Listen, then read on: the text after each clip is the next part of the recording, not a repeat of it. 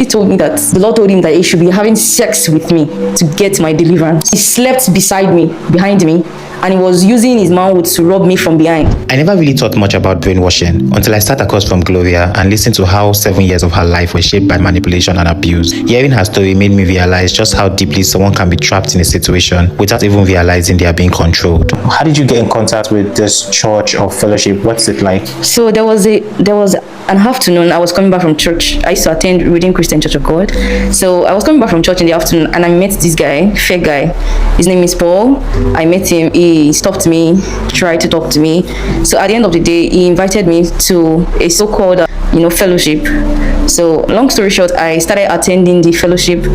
I was quite young. I didn't really know, but I was just this enthusiastic young girl who wanted to just go all out, do anything for God. How old were you when you met Okay, I was 15. So at age of 15, you were able to change church to fellowship or the church? Yes, so I was attending my church, right? I was attending my church. Then after a while, before I knew it, I switched to the fellowship permanently. The switch was so unpredictable. Nobody expected it. When I tell this person, maybe a member from my former church, that I switched to this particular fellowship, they'll be like, what's that? Like, what's it all about? I would even try to explain. It would just be like I'm speaking a different language entirely to them. What was the doctrine of this fellowship? Okay, so their doctrine is you must not have any relationship outside the fellowship. You can't date anybody outside the fellowship. You can't marry outside the fellowship. You can't do anything that the pastor in question wouldn't know about. As time progressed in the fellowship, yes. At what point did things start turning to, this isn't what I expected? Okay, so there was a day I was going to visit my cousin in Shomolu. So, I've not been there like before. I lost my way. Then I walked up to a guy. His name is Wani. He's a Ghanaian. I walked up to him and I asked him, "Oh, sorry, good afternoon, bros. Please, I'm looking for so street. My cousin lives there." I was young. What do you expect? My cousin lives there, and I lost my way. I think I just mentioned the name of the street. He was like, "Oh, that's so street. Let me take you there." I was like, "Oh, okay, no problem." He took me to the street, but I didn't even know what really happened at the end of the day. I was like, I felt free. And we were friends. I was thinking everybody in the world is good, because I think I was not giving the orientation that people are bad. So we were friends. So he told me that his mom was an actress. I was like, oh wow, really? I would love to meet your mom.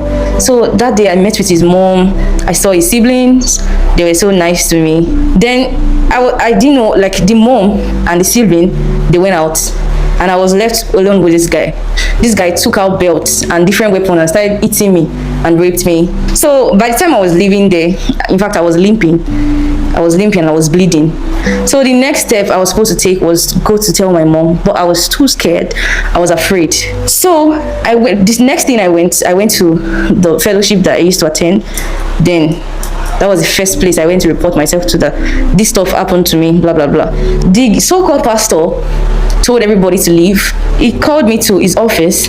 Then he told me that where is the pants that he soaked in blood, I should bring it out. So he started snapping it. The next thing they did was they called the guy that invited me in the first place, and there's a lady amongst them, called the two of them to follow me to the house and tell my mom that this particular thing happened to me. Okay. When they told my mom, she broke down in tears. So back to the so-called pastor. After that day, I think a few days after, he called me to his office. He told me that the Lord told him that before I can get my deliverance, that the guy has done something to me through the sex or through the rape, that the Lord told him that he should be having sex with me to get my deliverance. That was what he told me. I was naive. So he was like, he was going to help me, that I should not worry, this, that. Then that day he started off as, come to my room. It was like he hung a candle on the floor and he said, undress. That's how he says it. He say undress. He slept behind me, right? And he was using his manhood to rob me from behind. He was like, don't worry, don't worry. He kept on saying, don't worry. I want to understand something about the Wani guy that sexually harassed you. Yeah. You said you met him when you were going to your sister's place. Oh, How yes. did you now become friends? Were you still in contact with him today? I was still in contact with him because I felt like, someone that helped me, that's a nice person. It's okay. Why not? how long did it go with the pastor? For 7 years. Why didn't you at any point in time tell your parents? Because he threatened me with death. He told me if I opened my mouth to tell anybody, I was going to die.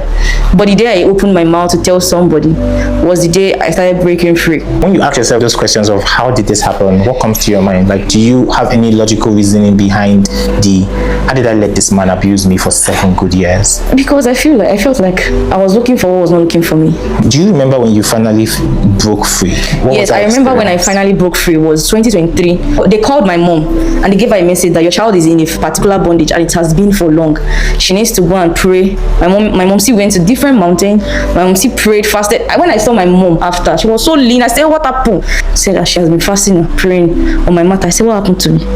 So when I now broke free, I was like all these things like happened for real. Did he at any point exploit you financially? Yes, he did. So 2020, I think 2020, I can't remember around that time. But I started working as a teacher, and he would tell me that after every month that I have to bring the money to him. He would say, you pay Galatians 6, you pay money for Igba, money for Awo, money for this, money for that. At the end of the day, the money will be remaining like 1,000 or 500. That's what I'll take home. I might be at work. He will call me. Hello, you need to come and see me now. It's very, very important. At the end of the day, he wants to have sex with me. And you would go. And I've lost my job countless times because of that. Do you think your parents failed you? Do you think they could have done better to avoid you from having 7 years of your life basically taken away? Okay, so my parents tried, and I'm not going to dispute that. They really, really tried. And my mom particularly was able to successfully bring me out of that bondage. And I'm so grateful to her.